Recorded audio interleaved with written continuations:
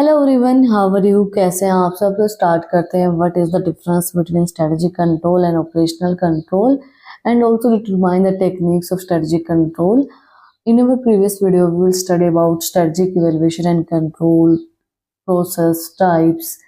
अगर आपने वो वीडियो नहीं देखी है तो उसको जो लिंक है वो डिस्क्रिप्शन के अंदर है, आप लोग जाके चेक कर सकते हैं. स्टार्ट करते हैं. फर्स्ट हमारा डिफरेंस है basic question. Are we moving in right direction? Strategic control हम क्यों करते हैं कि भाई हमें पता चल जाए कि हम सही डायरेक्शन के अंदर चल रहे हैं या नहीं चल रहे हैं. ऑपरेशनल कंट्रोल का मतलब क्या होता है? How are we performing? हम कैसा परफॉर्म कर रहे हैं.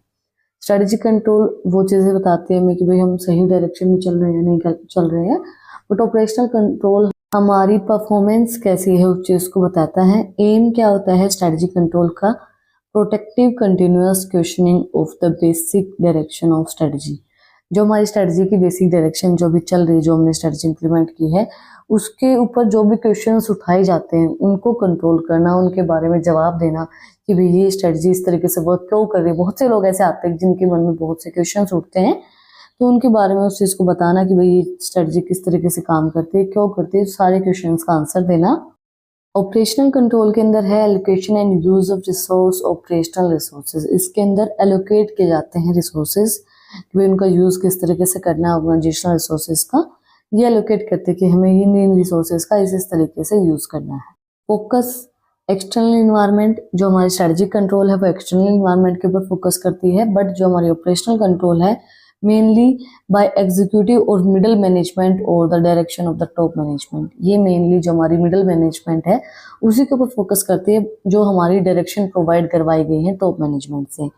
इसके बाद है हमारा executive of control. Exclusively by top management may be through lower level support. Exclusively मतलब ये सबसे ज़्यादा टॉप मैनेजमेंट से ही काम करते हैं, ना कि मतलब ये सपोर्ट करते हैं लोअर लेवल को, बट स्पेशली ये टॉप मैनेजमेंट को के अंदर ही काम करते हैं. भाई किस तरीके की हमारी स्ट्रेटजी है, क्या हमें किस तरीके से हम उसको कंट्रोल कर सकते हैं. Main techniques environmental scanning, information gathering, questioning and review. इसकी मेन टेक्निक क्या होंगी? इन्वायरमेंट को स्कैन करना कि भाई हमारी ऑर्गेनाइजेशन का इन्वायरमेंट सही है या नहीं है, किस तरीके से काम करते हैं ये लोग, किस तरीके से नहीं करते हैं. उसके अकॉर्डिंगली फिर हम स्ट्रेटजीज को कंट्रोल करते हैं. इंफॉर्मेशन को कलेक्ट करना सारी को, और जो भी क्वेश्चन उठ रहे हैं उनको उनके बारे में जवाब देना और उनका रिव्यू बताना कि भाई ये क्वेश्चन क्यों उठ रहे हैं और हम इस चीज़ को किस तरीके से सही कर सकते हैं. जो हमारी ऑपरेशनल कंट्रोल है उसकी टेक्निक्स हैं budget, schedules and MBO, management behaviour organization. मतलब एक बजट पास करना ऑपरेशनल कंट्रोल करने के लिए, भी हमारे ऑपरेशन जो वो इतनी ही पैसे में डन होगा, इतनी बजट में होगा, उसका पूरा शेड्यूल बनाना, मैनेजमेंट करना सारी चीज़ों का. इसके बाद techniques of strategic evaluation and control. First technique वो scenario planning. Creating of multiple scenarios involves developing various plausibles future scenarios based on different assumptions and external factors. इसके बाद इसके अंदर क्या होता है? सिनेरियोज को डेवलप करना, बहुत सी सिनेरियोज को जो हमारी assumptions हैं. देखो स्ट्रेटजिक इवैल्यूएशन कंट्रोल, हमें स्ट्रेटजी को कंट्रोल करना, तो हम क्या करेंगे? एक सिनेरियो बना लेंगे, बहुत से सिनेरियोज बना लेंगे, मल्टीपल सिनेरियोज कि भाई इस तरीके से काम हो सकता है, इस तरीके से हो सकता है, ये स्ट्रेटजी लगाएंगे तो ये हो सकता है, ये स्ट्रेटजी बनाएंगे तो ये हो सकता है. तो हम वो बहुत से सिनेरियोज को क्रिएट करेंगे. Then analyse of implementation, examine the potential outcome of such each scenario and their impact on the organization. उसके बाद हम एग्जामिन करके देखेंगे कि कौन सा जो सिनेरियो वो हमारी ऑर्गेनाइजेशन के लिए पोटेंशियल है, काम कर सकता है ये सिनेरियो अगर हम यूज़ करते हैं तो उनका इम्पैक्ट को देखेंगे कि उनका इम्पैक्ट क्या पड़ेगा. उसके बाद एनालिसिस होने के बाद हम लोग इम्प्लीमेंट करेंगे उस स्ट्रेटजी को, जो हमने स्ट्रेटजी देखी है, फिक्स की है. उसके बाद हम स्ट्रेटजी का रिस्पॉन्स चेक करेंगे, जो हमने स्ट्रेटजी बनाई है, जो हमने सिनेरियो पहले सबसे पहले क्या किया, बहुत से सिनेरियोज देखे, बहुत सी चीज़ें देखी, भाई ये चीज़ें हो सकती हैं. उसके बाद हमने उसके इम्पैक्ट को जाना और फिर हमारी एनालिसिस के बाद हमने उसको इम्प्लीमेंट किया. उसके बाद हम उसका रिस्पॉन्स चेक करेंगे कि जो हमने स्ट्रेटजी बनाई है ऑर्गेनाइजेशन के ऑब्जेक्टिव को अचीव करने के लिए, वो सही काम कर रही है नहीं कर रही है, उस चीज़ को हम चेक करेंगे. Developing strategies and plans to address each scenario to be prepared for different eventuates. उसके बाद हम स्ट्रेटजीज को देखेंगे, प्लान्स देखेंगे, भाई जो हमारा सिनेरियो हमने प्रिपेयर किया था वो सही रिस्पॉन्स कर रहा है नहीं कर रहा है। Flexibility and adaptability allows organization to be more flexible and adaptable to change circumstances by considering multiple possibilities। देखो एक इंसान को भी और एक ऑर्गेनाइजेशन को भी हमेशा फ्लेक्सिबल होना चाहिए।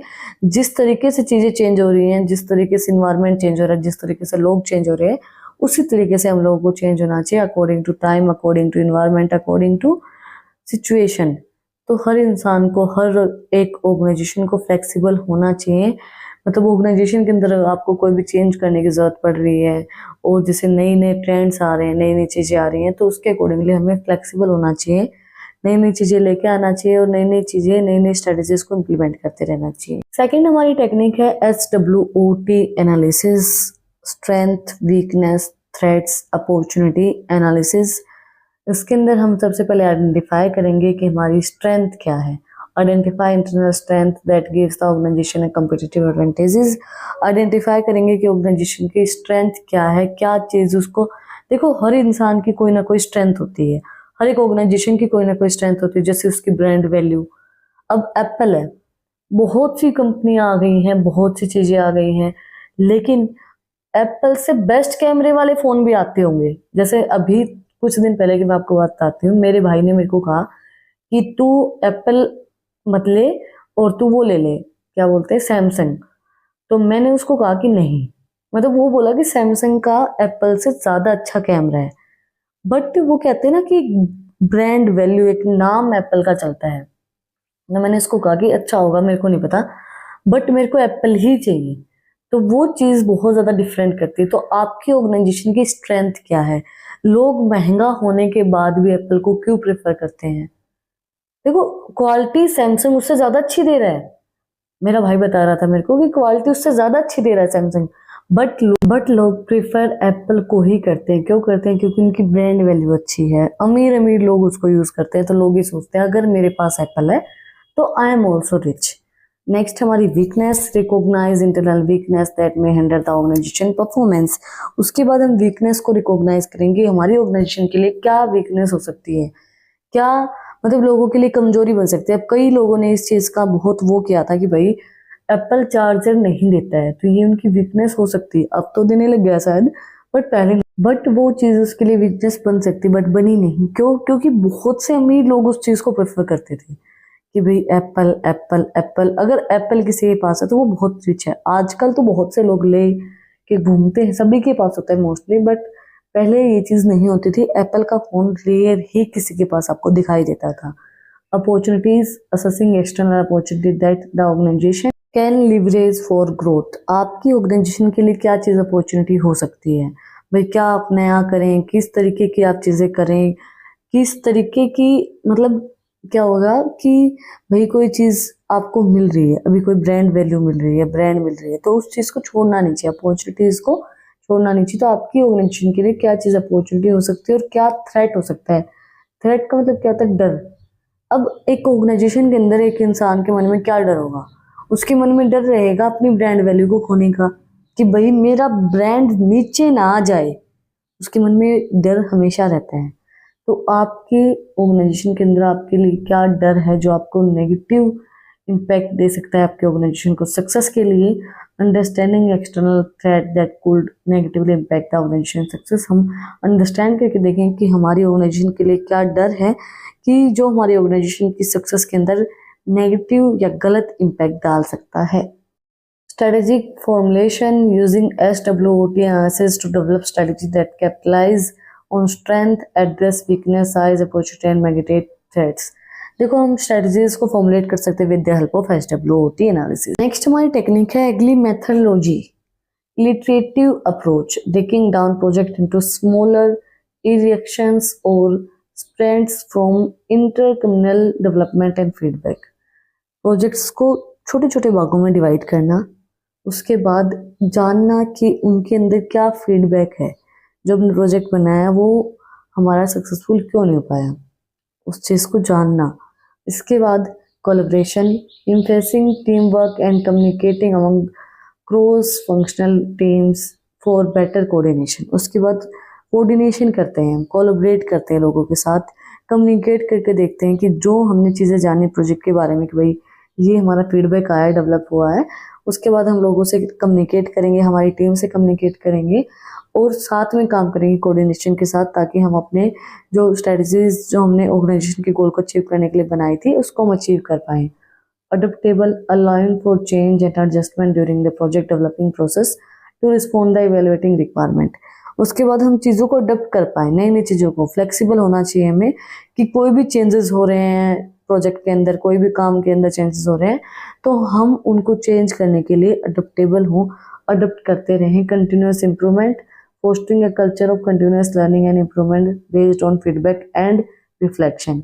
हमें कंटिन्यूस इम्प्रूवमेंट करना चाहिए कि भाई अगर इन्वायरमेंट चेंज हो रहा है, अगर कल्चर चेंज हो रहा है तो उसके अकॉर्डिंगली हमें भी अपने प्रोजेक्ट के अंदर, अपने काम के अंदर चेंज करते रहना चाहिए। इसी के साथ आज का जो हमारा टॉपिक है difference between strategic control and operational control and techniques of strategic evaluation and control, वो कंप्लीट हो गए हैं। अगर आपको आज की वीडियो पसंद आई तो आप लोगों को बताइए क्या करना है, कमेंट सेक्शन में मुझे बताना है कि आपको वीडियो कैसी लगी। कोई भी डाउट है तो वो भी आप लोग कमेंट सेक्शन में मुझसे पूछ सकते हैं।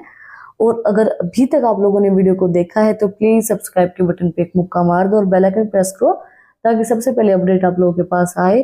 और अगर आपको इन टॉपिक्स की पीडीएफ चाहिए तो टेलीग्राम चैनल का लिंक भी डिस्क्रिप्शन में है, आप वहाँ पे जाके आप मुझे फॉलो कर सकते हैं।